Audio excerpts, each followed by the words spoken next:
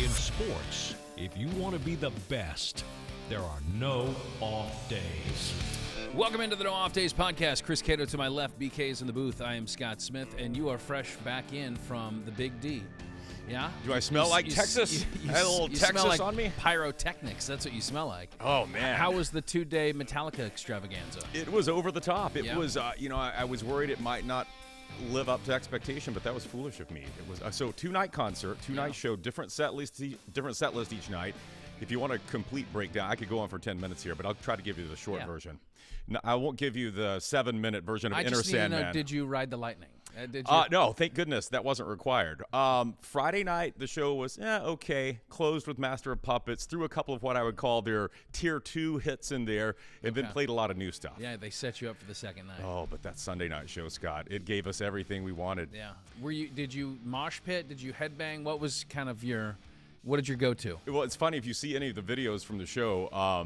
We are of an age now where moshing doesn't. No one even tries. Yeah, throw it back out. I kept waiting. I was kind of because we were on the floor, so I was looking around me and not wanting to get caught up in that.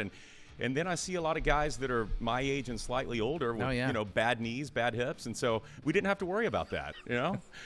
And I got to say, have you ever been to the Jerry World? Yeah. Oh my gosh, it's beautiful. I'm spoiled. Yeah. How can I go to Raymond James Stadium without air conditioning? So here's the question, because when watching a game there, I think your eyes are always going to drift up, right, at the giant screens. Were you on the show or were you up? Well, they were wise. They shut off the giant scoreboard up did there. they? They had these towers. I've seen this set up at other big stadium concerts like Taylor Swift. These towers around, so the stage is in the round, right? The towers around them that have, images of the band members projected on it. But most eyes are trained on the stage, and it was incredible. It was an incredible show. The old men still have it, huh? Yeah, it's crazy. They're doing that in their 60s. And, James still has the growl. Mush a rain down my doo-doo, my da. Yeah. Good stuff, man. It was really good. Well, good. I'm glad that you were able to enjoy that. I mean, a 2-night extravaganza is, that's definitely one for the bucket list. By the way, we're getting some breaking news into the NODPOD studios here. Will Levis, quarterback, Kentucky, has inked a lifetime contract with Hellman's Mayonnaise. This is real. This is real news. What is Matt? We remember well because we actually covered it here. I think it was initially breaking news on the NODPOD that he, of course, took his coffee with mayonnaise, a little dollop of mayonnaise, which of course everybody was incensed by. But he is now profiting by that. So brilliant move on his part. I think so. I mean, what other kind of condiments could you possibly? You have to put all the rookies now going into next year on notice. Hey, let's do something strange with a highly marketable brand. You're the sriracha guy now. Yeah. So you put sriracha in your tea. And you give me some Chick-fil-A sauce, I'll put that on anything for sure, even in my coffee. Yeah. Wait, does this mean so he doesn't have to buy? How much do we know? Does he ever have to buy mayonnaise again? I think gets it. Yeah, I think it's a lifetime supply of mayonnaise. I don't know that it's. By the way, do you call it mayonnaise or mayonnaise? I just say mayo. Staying neutral. Yeah. So no more Costco trips for him for the 10-gallon tub of mayonnaise. That's pretty good. Are you a mayonnaise or a Miracle Whip guy? I can't stand mayonnaise. Okay. It's disgusting. And him putting it in his coffee. Well, you're calling it mayonnaise too. So yeah, that's probably why. I think Will should probably worry more about securing that backup quarterback job because it sounds like Malik Willis may have surpassed him in that race right there. In 5 years, I'm out of the league, but man, look at my closet full of mayo. And look at my cholesterol. Oh, baby. Through the roof. Let's bring in BK.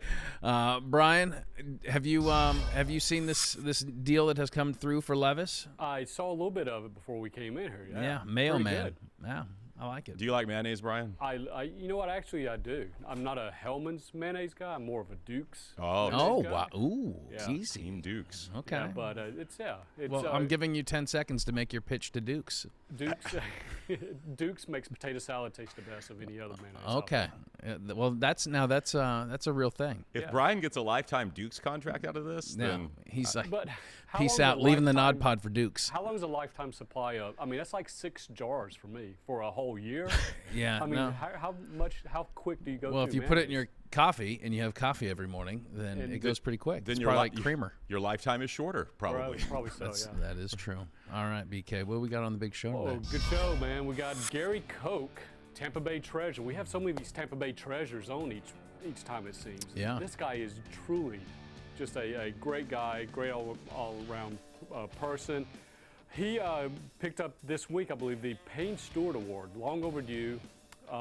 Great award for him. We'll talk to him. He's got some great stories and one of the most legendary calls ever in golf history. Yeah. We'll talk to him.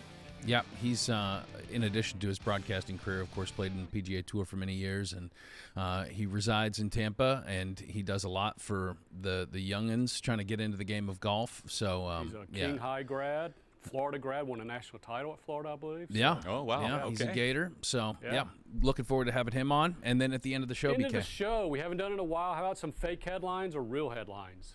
I'll come up with a few of them. You tell me if they're fake or real. You should have saved that Will Levis headline. I for should one of have. those. As soon as we did the group text, I kicked myself. But Is there any alien headlines? Can we look forward to any alien? no alien. That's this usually week. our best riff. Yeah, that's our sweet I spot there. came this close to putting a Bigfoot headline in there. But Okay. Well, All right. everyone would have known that's true. Yeah, Yeah. obviously. Okay, very good, BK. We will Thanks catch a lot, up with you in guys. just a minute. If you're listening and you want to watch, go to fox13news.com/nodpod. If you're watching and you want to listen or subscribe, take out your phone, zap that QR code on the screen in the bottom right-hand corner, and there you can find all of our shows. And our show is to podcasts what Hellman's is to a sandwich. The ultimate sandwich spread. Discover the unbeatable taste of the NODPOD and take your podcast to the next level. Do you think I earned something there? You may have just. Cha-ching. Please subscribe, fox13news.com/nodpod.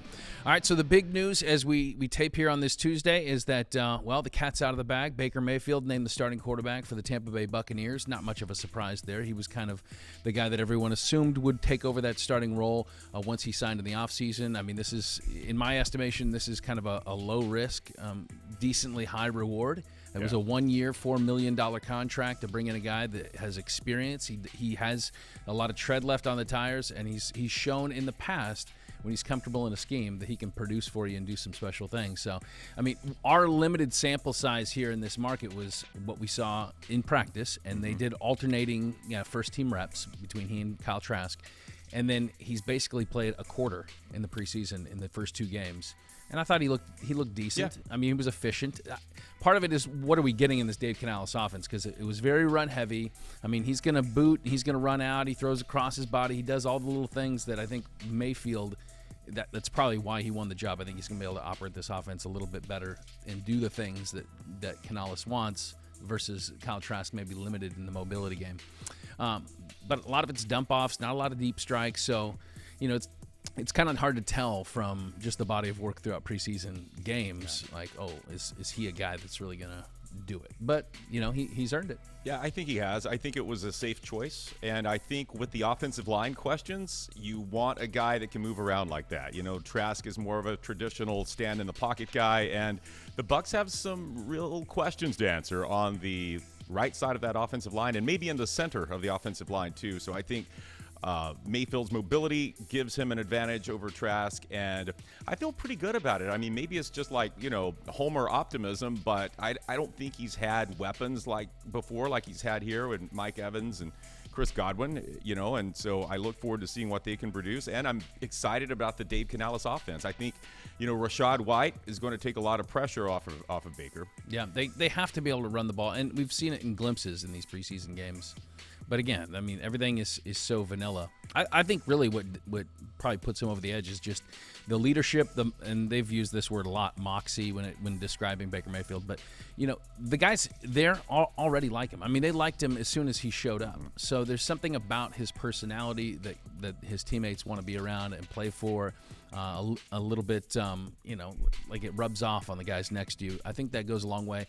And even if it were close, if this were actually a neck-and-neck competition in terms of production, I think you obviously give the edge to a guy in Baker who is on a 1-year deal, a prove-it deal. He has all the upside to accomplish what he wants to do still in front of him.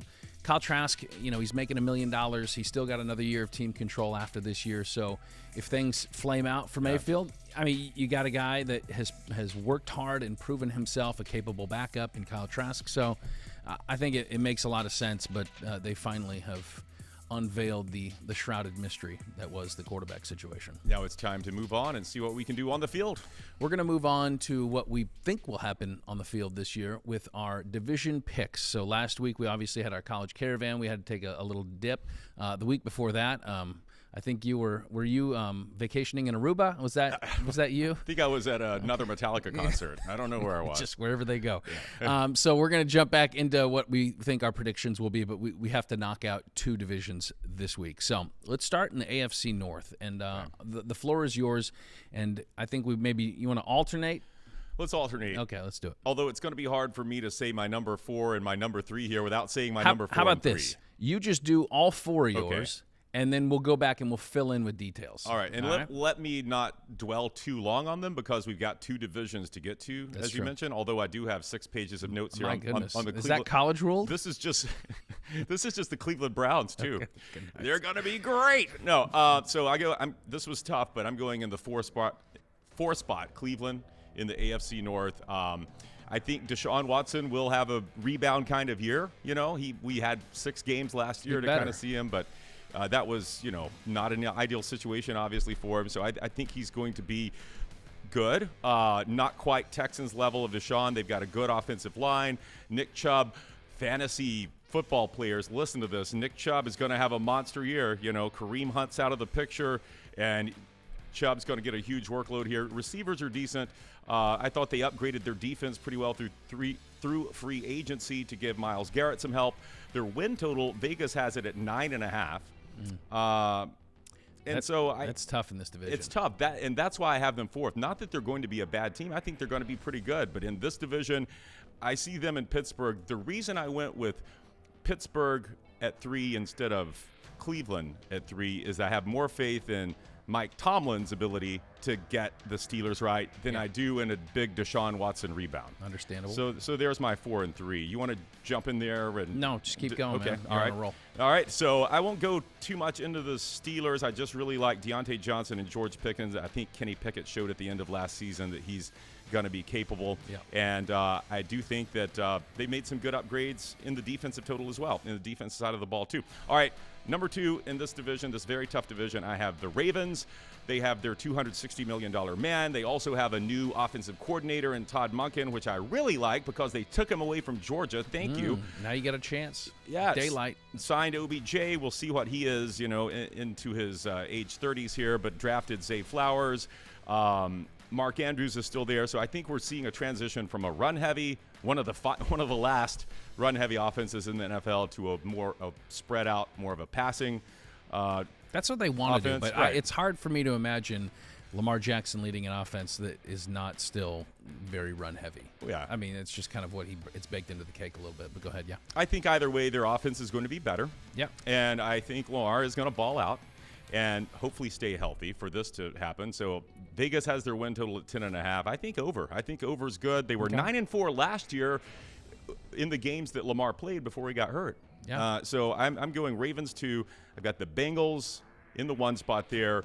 Is this the year they win the Super Bowl? We've seen how close they've been the last 2 seasons. They've upgraded the offensive line slightly to protect Burrow. There's some question about his calf injury possibly in training camp, but I think that's going to be okay. You still got Jamar Chase, T. Higgins. Irv Smith Jr. they bring in at tight end. I like that. Don't have much depth at running back, so Mixon needs to have a rebound year. But their defense is the best, and it's so underrated. Their defense is so good at causing chaos for opposing quarterbacks, which is important because they face some of the best quarterbacks in the league on the schedule here. But I think they're going to have another year where they're knocking on the door of a Super Bowl, and I think it's an MVP year for Burrow. Okay. I don't have really much issue with any of that. That's exactly how I have the division shaking out. I got the Browns. Here's the thing. Deshaun Watson could show out, and then we could all look foolish because I think they have some playmakers on defense. I think they've surrounded him with some guys that have a lot of upside, too. I mean, they have added Amari Cooper and Elijah Moore. I mean, they have some guys, Nick Chubb, as you mentioned, one of the best running backs in the game. But I don't know. I also feel like Deshaun Watson could become a cautionary tale, too, a little bit, in terms of why. I mean, I don't think the league outside of Cleveland wants him to succeed because of the guaranteed money. But he's got this is show me time. I mean, in the final 6 weeks last year, he had the 27th ranked QBR in the league. So it's really upon Watson. If he shows out, if he balls, man, Cleveland could be a playoff team. But I have them in at 4. I got Steelers also in at 3. Same reason. I mean, I'm just going with Mike T, man. I mean, Mike Tomlin, he's always producing a winner. He is just as consistent as they come. I like the growth of Kenny Pickett. I'm probably a little bit more bullish on him. I think he's going to be a real good quarterback, and I think we see a big jump this year. Their offensive line is pretty outstanding. I like their offensive weapons in George Pickens, Pat Freiermuth, Najee Harris. Yeah, Freiermuth. And I think their defense gets better just by having healthy parts back. TJ Watt's back, Witherspoon, Minka Fitzpatrick. They add Patrick Peterson, who's his best days are probably behind him, but I mean he's a veteran presence to kind of stabilize the back end. As far as the Ravens go, Lamar gets paid, but there's a lot of new.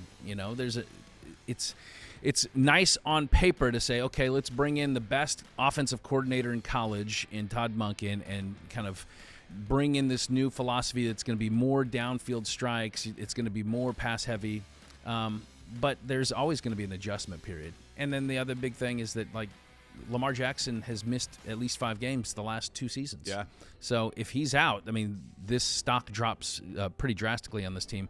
I do like their defense, too. They brought in Jadeveon Clowney, so add some pressure up front. But the Bengals are the class of this division still. I'm not worried at all about Joe Burrow's calf. I think he's going to be just fine. I mean, reports out of camp say he's like, he looks like he's in the best shape he's ever been in. So, and I mean, this guy's just, it seems like he's always kind of coming out of some type of injury, and then he just balls. So, Joe Burrow, I'm not worried at all about him. They have the best receiving trio in the NFL, as far as I'm concerned. So, I think he's got plenty of weapons. Their run D is decent. Pass defense is a little shaky, so defense would probably be the only question there. Major upgrade, by the way, to their offensive line. Orlando Brown coming over. That's right. And so he's their starting left tackle. He's a 4-time Pro Bowler with KC, was with the Ravens as well. So, yeah, I got the Bengals winning the AFC North, but I mean, I could see, 2. I feel like I don't know how many divisions we've done where we've predicted 3 winners. Yeah, we got a couple like that. Every division has 3 winners. Wait, the math doesn't work. Yeah, I do like the Steelers, man. I think that they're like, but maybe they're like a year away. Yeah. So I'm going to say the Ravens and Bengals probably represent the AFC North in the playoffs. I think so. You ready to do some NFC North? I might as well. All right, let me lead this one off. Give you a breather as you turn to the may next not chapter. Let me be honest here first. I didn't prep. I forgot we were doing NFC North today, so I don't have as many pages. Just agree with everything, or don't, and that would be on brand. Okay, here we go. So in the NFC North, I mean, look, your biggest loss in the division is Aaron Rodgers. I don't see how the Packers, even if Jordan Love is something special, but we just haven't seen yet, I just don't see how they can perform offensively at that level. I mean, Aaron Rodgers, for as bad a year as last year was for him, I mean, he's still a Hall of Famer. He's still a special quarterback, and I think they take a significant step back offensively. I like their running backs. Aaron Jones, A.J. Dillon, nice 1-2 punch. Christian Watson, ton of upside as a receiver, but you got to have somebody to get the ball to him. Their defense is pretty good. I will give them that, but I got them last. Bears, man, I actually struggle with this because I almost wanted to put the Bears in last and put the Packers ahead of them, just because I'm not totally sold on Justin Fields. But he does have some guys around him. I mean, they bring back Chase Claypool, Darnell Mooney. They add DJ Moore, who is a longtime presence for the Carolina Panthers, solid receiver. They have improved their offensive line. Their defense added a couple linebackers, Tremaine Edmonds and TJ Edwards from the Eagles. So that defense could be better. Maybe the defense wins a few for them, and I think they sneak into third. I got the Vikings taking a step back. They lost a lot of guys. I mean, I like Kirk Cousins. I love Justin Jefferson, best receiver in the league as far as I'm concerned. They've added Jordan Addison, I think, is a potential upside in that young receiver. But, I mean, you lose Dalvin Cook, you lose Adam Thielen, you lose Zadarius Smith on defense. They lost Eric Kendricks. Patrick Peterson, as we just mentioned, has now switched teams to the Steelers. So I don't see how they don't take a little bit of a step back. I think the one team that's going to win a playoff spot in this NFC North is going to be the Lions. I think they win the actual division. You got a resurgent Jared Goff. I like their running back room. David Montgomery, kind of understated signing, but he does everything, man. And I love Jahmyr Gibbs. They love Jahmyr Gibbs for what they can use him for. I mean, maybe like a Reggie Bush type. I mean, he just kind of does a little bit of everything, significant in the pass game. Their receivers also understated but very good Khalif Raymond, Amon St. Brown. If Jamison Williams can ever stop gambling and come back and not be injured, man, this guy has a ton of upside. So, they won 8 of their last 10 games. Can you bring that over into this season? I don't think it works like that, but what it last year did do was say, hey, this is not Detroit of old. Like, there is a new regime here in town. Their coaching staff is fantastic. I love their coordinators. Ben Johnson could have been a head coach somewhere. Yeah. He decided he wanted to come back because he believes in what they're building. So, and I think the defense will be a little bit better than you think they'll be. So they've added some pieces on the defensive back end, and Aiden Hutchinson, I think, is going to be a Pro Bowler. So that's how I see this division panning out. Schedule sets up pretty nicely for the Lions, too. I think they'll be out here. Was that week 6 or something like that? Yeah, there it is, October 15th. Yeah, at Tampa Bay. I'll do my top 2 first, and I agree with you. I agree with you on the Lions. I think when I think Jared Goff is a great story, right? I think last year he showed that he is a worthy redemption project, and I love all the weapons around him. And I do think when Jamison Williams comes back after 6 games, that's going to take that offense to an even greater level. Love the Jahmyr Gibbs pickup. So versatile, twitchy guy. Twitch. Can really cut. So I feel good about the Lions, and I do think the defense will be better. Got the Vikings in second. Almost put them third. I remember last year they won so many one-score games, right? And they were 13-4 somehow. And if you look at their defense, they shouldn't have been. We don't know how that happened. So there's no choice but for them to take a step back, I think. They've got some quality players on offense, obviously, good receivers. I like Kirk Cousins. How can you not watch the Netflix quarterback series and not like dorky, dad bod? Yeah. He's like a dad. You want him to succeed, but man, I don't think they did enough on defense to upgrade their defense. So I think the Vikings, their win total is at 8.5 right now. They won 13 last year. Do they lose 8? I don't know. Maybe they win 9.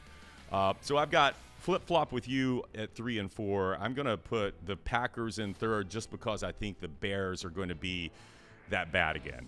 And I'm curious about Jordan Love. The Packers have been pretty good in picking which next quarterback succeeds a legend. So even though we only have, he's had 1 start and 80-something passes, not much of a sample size, but I like who he's got around him. I like Christian Watson, Tampa guy, Romeo Dobbs.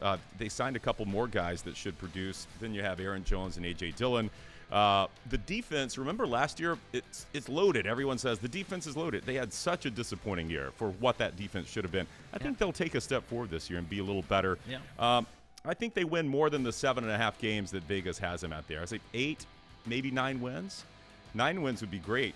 Okay. And then I've got the Bears in last just because I think Justin Fields is going to be better. I think towards the end of last season he showed progress in being able to pass the ball more efficiency and not just, scramble and run and make something happen. They picked up, as you mentioned, some offensive weapons for him. I like Cole Kmet at tight end a lot too. But I think for them to win, they'll have to score a lot because they didn't upgrade their defense at all, especially in pass rush. They were last in the league in sacks, last in the league in yards allowed per pass because they can't pressure the quarterback, and they didn't bring anyone in who's proven that he can do that. So got the Bears in fourth here. Okay. Yeah, I could have been persuaded that way. I mean, either way, I think we. So what was your win total on the Lions? Let's see. They had theirs is high. Theirs is 10.5. And so, yeah, I'm going over. Okay. Say 11 wins. Wow. All right. Big year. It sounds like you might have 3 above 500 teams in the NFC North, which I would be shocked by. Well, now that we play 17 games, that happens more often. You'll get some 9-8 teams. Like the Vikings could easily go 9-8, I think. I don't think that's a stretch. Yeah, I just don't love the division as a whole. I mean, Yeah. That's why I think they might get picked off by other stronger divisions. Okay, very good. So next week we get back into what are we doing? We're doing the AFC South. We do, yeah. Because we're trying to end it with the NFC South. We are going as we get you ready. It's like this big tidal wave of NFL predictions that won't come to pass. As week 1 gets here, are we going to revisit? We're going to grade all these at the end of the year. Oh God, I can't wait. Yeah. I love accountability. All right. Well, from Jared Goff to PGA golf.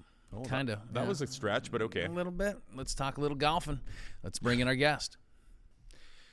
Well, our guest today, longtime PGA Tour player turned broadcaster and the recipient of this year's Payne Stewart Award. We welcome in Tampa's own and a Gator as well, Gary Koch. Gary, thank you so much. Are you able to play during the summer a little bit? Do you brave these Florida temps and get out there? Scott, I tell you what, I've been living in Florida since I was 8 years old, so over 60 years, and I can't remember a summer as hot as this one.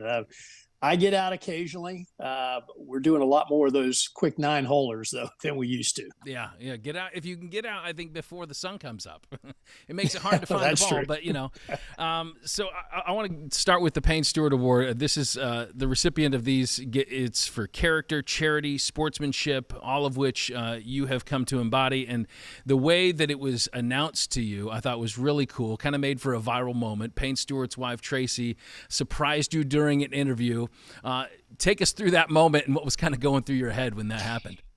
Well, PGA Tour Productions had given me a call about 2 or 3 weeks prior and said that they were getting ready to start working on the 50th anniversary video of the Players Championship. The first one was back in 1974. So, it was interesting. It seemed legitimate to me. So they came to the house with a crew, set up lights. I had some makeup on, and this lady was asking me questions about, playing in the Players Championship, about covering the 17th hole for some 25 years. And lo and behold, about 10 or 15 minutes into the interview, my front door opens and Tracy Stewart walks in. Well, for a guy who's been paid to talk for 30 years, it was pretty amazing because I was speechless. I really was. And as I've told other people, thank goodness with the cameras rolling, I didn't actually say what initially popped into my head, which was holy. But it didn't take long for me to recognize and realize why she was there. It was just one of those moments in life where you are just truly humbled, truly honored, and you start flashing back and thinking about, things you've done in your career and how you've tried to conduct yourself and how you've made an effort to try to help those others, that are less fortunate than you. And, at this stage in my life and career, to receive this award is truly a highlight. Well, between you and your family's foundation and the work you've done with First Tee here in Tampa, it seems that you've, over the course of your career, that you've made it a point to use your platform to better the game for others and to put people in better situations. Why has that been such an esteemed value for you? Well, Scott, to be honest, I think it probably started with my parents. My mother really, was one of the kindest, gentlest, most helpful people that I was ever around in my entire life. And she instilled that in me, the importance of trying to help others that are less fortunate. And then once I got on the PGA Tour, that really is, pretty much a bedrock of the culture of the PGA Tour is giving back and helping charities. Every single PGA Tour event that's played, they leave the town that they just played in better off than they were when they first got there. Dollars go to charity in every single PGA Tour, Korn Ferry Tour event, every event that the PGA Tour runs, local charities benefit. So, when you've had that be part of your life for so long, it's only natural. And look, I'm not the only one by any means. I can name you, hundreds of players that go back to their hometowns and try to do the same thing. They try to help those less fortunate. They try to help, especially youth, and especially youth that have an interest in the game of golf. So it's we're trying to move things forward. We're trying to ensure that the game of golf stays the way that it does. And, we're just very fortunate that is something that's ingrained in us from the very beginning on the PGA Tour. I've been fortunate enough to do it here in Tampa. The man behind the name on that award, what did Payne Stewart mean to you? Well, it was interesting. I was fortunate. I actually had two very different relationships with Payne. First of all, when he came out on tour, I was still playing. So I did have a number of opportunities to play against Payne and be around Payne as a player. And then later, as I began my broadcasting career in the mid 90s, I got to talk about Payne, as a player, but from a different perspective, and really came to appreciate how much of a gentleman he was, certainly how much of a fan favorite he was, and there was good reason. I mean, he was an entertainer. There was no doubt he was a showman. He loved the spotlight, and the fans appreciated that. So to see him in two very different environments, from my standpoint, you came to really admire the man for all that he stood for. The First Tee program is one that it's a national program, obviously, and it runs throughout different communities. And, being that you kind of head up the one here in Tampa, what do you feel like the impact of the First Tee in Tampa has done to this community? Well, Scott, over the, probably last 10 to 12 years since our new executive director, not new anymore, but he was new at that point in time, Ian Baxter came in. Our chapter has gotten very organized. We have gotten tremendous support from the local community. We have 3 different support groups. We have a board of directors, we have an advisory board, and we have a junior advisory board. So we have a lot of people who love the game of golf, and they also love to see, youngsters get involved in the game. But and this, I'm sure, but First Tee is a lot more than just introducing these kids to golf. It's about the 9 core values: integrity and honesty and perseverance and those type things, which, we get to try to instill in these youngsters starting at oftentimes a very young age, 6, 7 years of age when they first get started in the program. And these are the kind of life lessons. If these kids can learn these things and stick with them, it's going to help them later in life. The other thing we've done here at our First Tee chapter that I'm very, very proud of as chairman of the board of directors is our scholarship program. We have committed as a group, as an organization, to giving out at least $100,000 a year in college scholarships to kids who have been part of our First Tee program.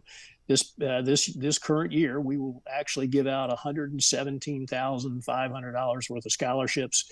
We'll be helping 20 plus youngsters as they try to continue with their education. And, the notes I get from family and from the youngsters themselves about, what they've been able to do because of our help, it just makes you feel great. And the other thing we're finding, a lot of these kids that are being helped with these scholarships, when they come home from school during the summer, they go out to the First Tee and they volunteer. They're part of the summer camps and the group lessons, and they show the younger kids what's possible if they do the right things, if they study hard. There's opportunity there. So we're making a difference in a lot of young people's lives, and I think every supporter of the First Tee here in Tampa would tell you that it makes us feel very good. This is not an easy game to play. And, for beginners, I have an 8 and a 10-year-old that I want to start to introduce this sport to. And it's kind of a little bit imposing to take them to, an 18-hole course. But you have been part of some course designs. In fact, locally here at Rogers Park, you have a 9-hole course, the little par 3. Tell us a little bit about that and how playable that might be for maybe an introductory, younger kid to come in and learn the game that way. Absolutely, Scott. We noticed, especially during the COVID, period of time, ironically, COVID was so horrible for so many things, but for golf, it seemed to be a boom, which was amazing. It was a way for people to get outside and be out and move around and maybe not be too close together. But we found that a lot of the courses, it was hard to get the young kids, the real young kids, on because they were experiencing so much growth in the number of rounds being played. So we came up with the idea of trying to do a little 9-hole par 3 course out at Rogers Park at the home of our First Tee facility. I enlisted my dear friend and former Florida teammate, Steve Smyers, noted architect, to come with me and see if this 6.5 acre piece in the middle of the existing course could possibly, have a par 3 on it. And could we do 9 holes? And with Steve's help, we were able to design 9 very interesting holes. The longest will be about 120 yards, the shortest about 65 or 70.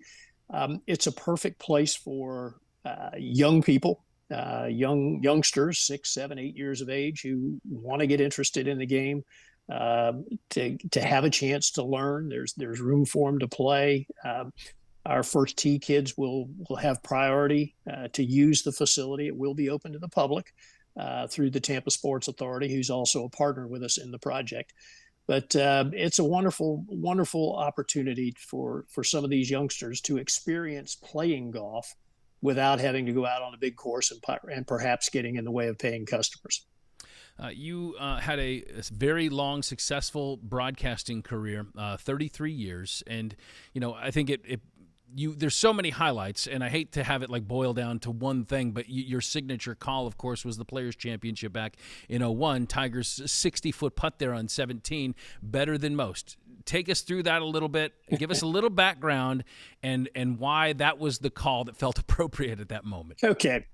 Well, interestingly, I mean, it's a fairly long story. I hope you've got a little bit of time. Tiger came to the tee that day in the next to last group, and the whole location on the island green was down in the very front, which is always considered to be the easiest hole location because there's a ridge behind the hole about some 20 feet or so that you could hit the ball into, and then the ball would come back down the slope toward the hole.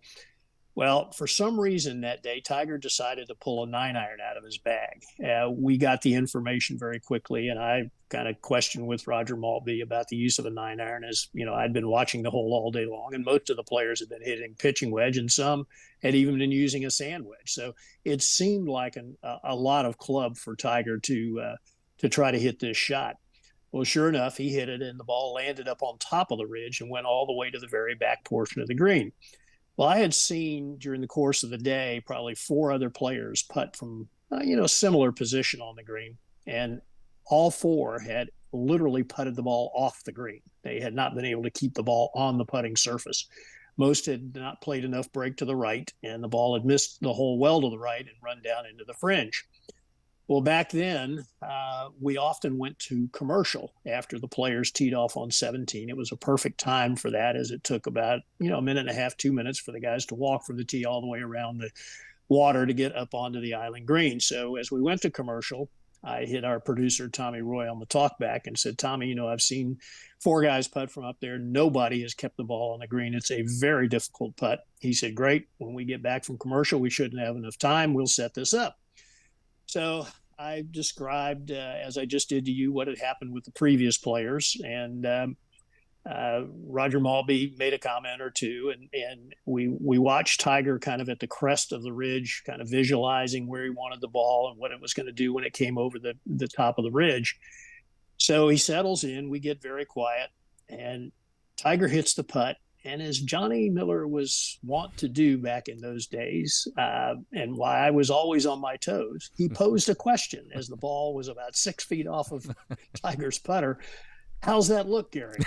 Well, at that point, the ball was farther left than I had seen any other players putt that had putted from in that area of the green. So I said, it's better than most. Well, then it crested the hill and it started going down the hill, and it was obvious that it was well to the left of where I'd seen any other putt. So that was better than most. And then it went in the hole, and it was clearly better than most. So each time, I think if you go back and watch it, my voice gets a little louder and my excitement level gets a little higher. And then, of course, the putt goes in. And if you go back and watch it on YouTube, what's really interesting to me, no one says a word for almost 40 seconds, which in television time is a long time. Yeah.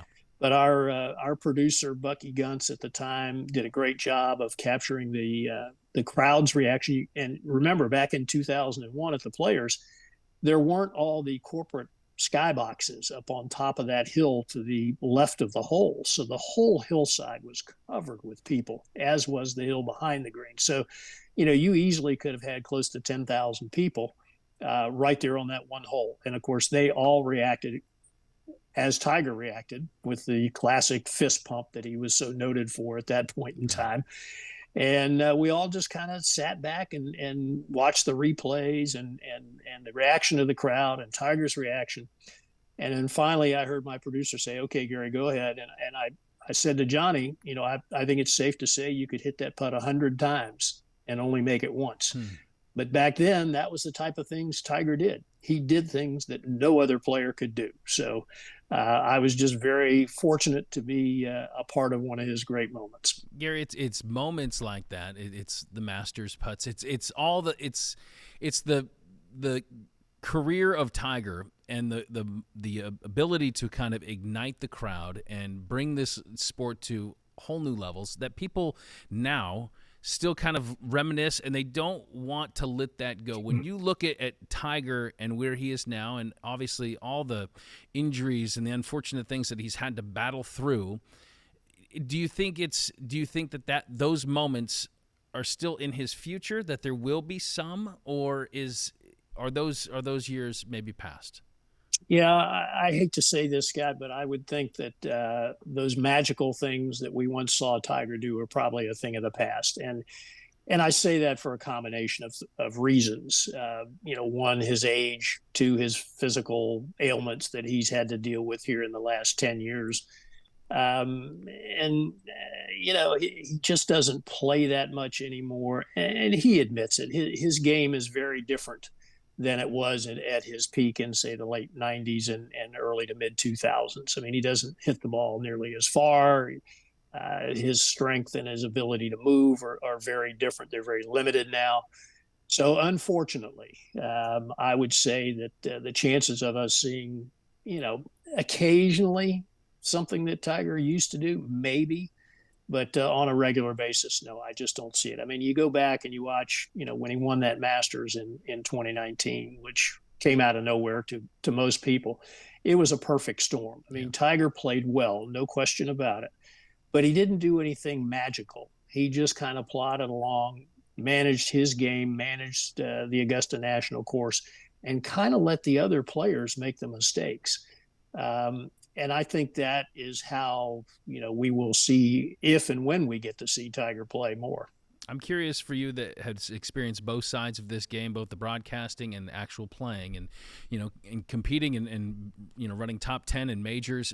When you are most nostalgic about moments in your own career, are they on the broadcast side or are they in the playing side? That's a great question, and I have to say that, they're very different. The playing side is a very individualistic part. You're out there. Yes, you've got your caddy with you and maybe your wife and family are following you. But the bottom line is it's you against everybody else. Whereas television, to me, and one of the reasons why I enjoy doing it so much, it's the ultimate team effort. I've often told people when they sit at home and they hit the clicker and the golf tournament comes on, and in the days when they used to listen to Johnny Miller and myself and Roger Maltby and so forth and so on, you think we're the broadcast, but we're not.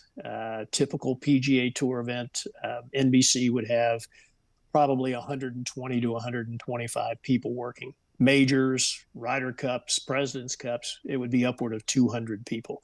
And every one of those people had to do their job and do it well for that clicker to put that TV screen on and have that golf tournament come on. So, the accomplishments were very different. I had some great moments as a player and moments that I'll always treasure.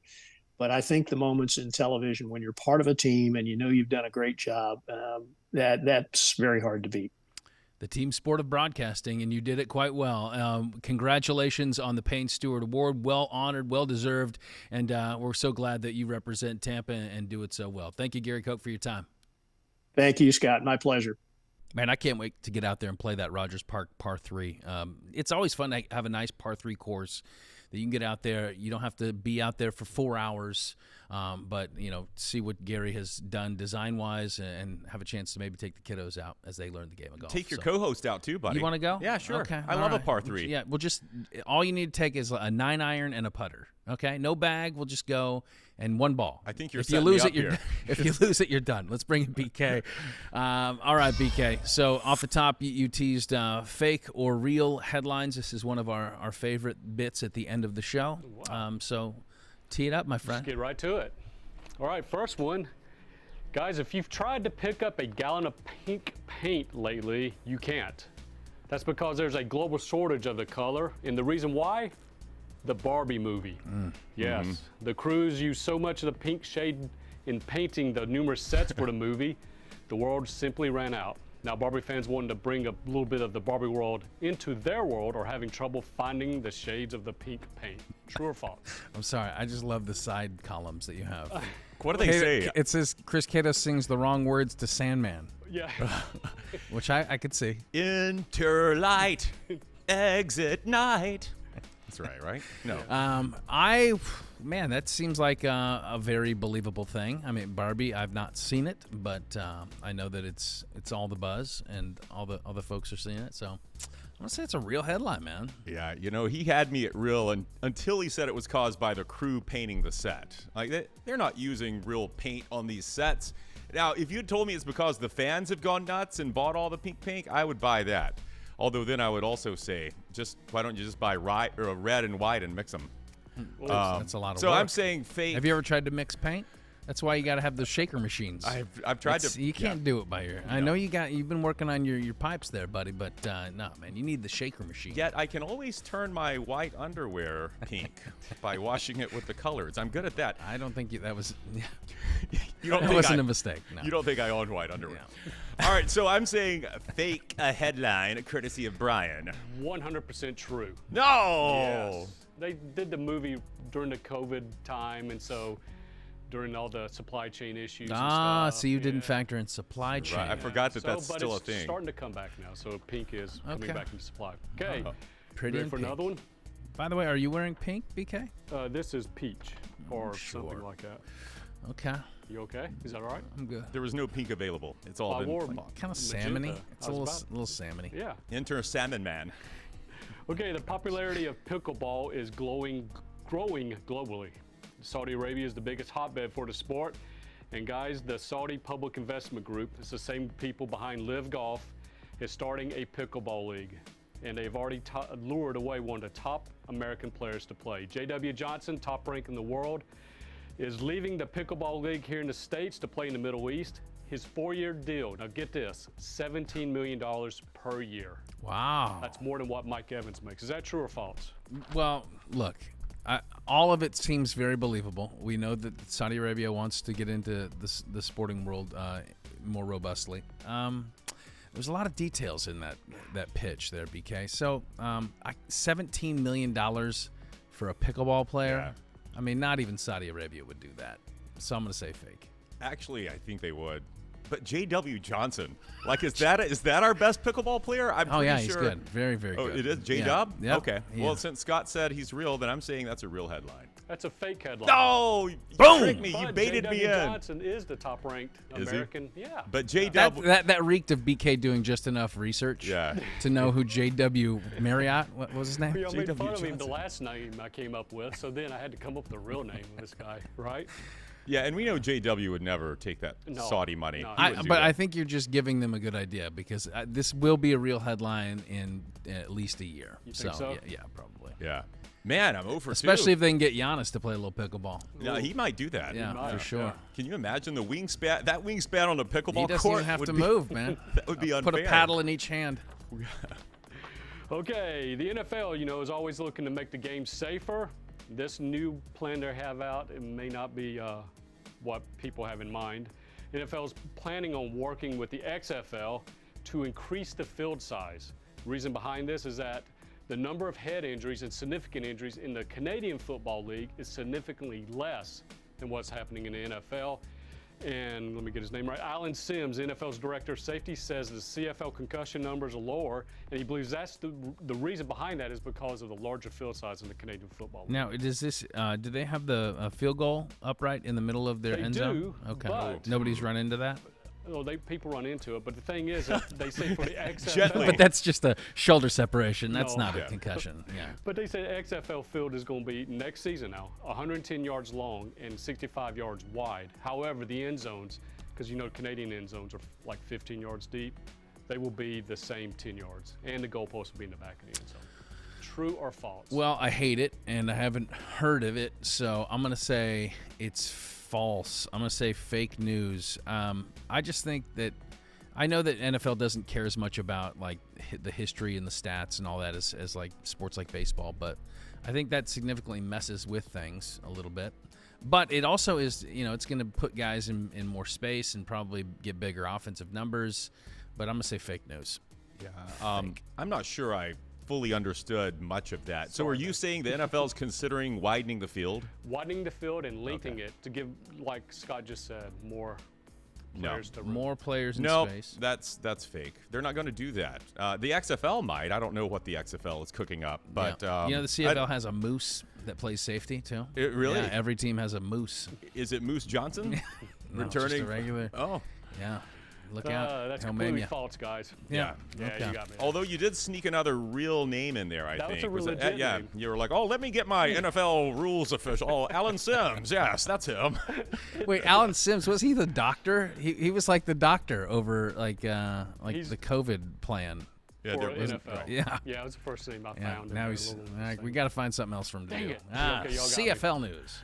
Yeah. That's Is it. that Okay. it? All right. Well, I'm okay. glad I finally got Yeah. one. Thanks, guys. I Those think are good. I get them all right. You did. Yeah. Give Your- me a pat on the back. Your truth sniffer is second to none. Yeah. We will leave this show here today, go back into the office, and Brian will say, I'm never doing that segment again. I just know him. Oh, he's going to be down on himself because I sniffed it out. But Yep. no, Yeah. that was He put so much work into trying to fool you. He and does. He fell But, short. I mean, look, the NODPOD Gazette, if you have not picked up a publication yet, it's out at newsstands now. I mean, look at it. It's quality stuff. That's true. There are still newsstands out there. Yeah. It's printed weekly, right? Or monthly. Yeah. And, Annually. and it's on the finest pulpwood. Yes. that they could manufacture. Yeah, absolutely. Go out and get you some. Well, if you would like to watch a full-length episode of this here podcast, head to fox13news.com/nodpod. QR code on the screen. Again, you can subscribe on iTunes, Google Play, and Spotify. You get us every week in audio form there. And then you can also check us out on the social media pages, but we need to do a better job of updating some of those things.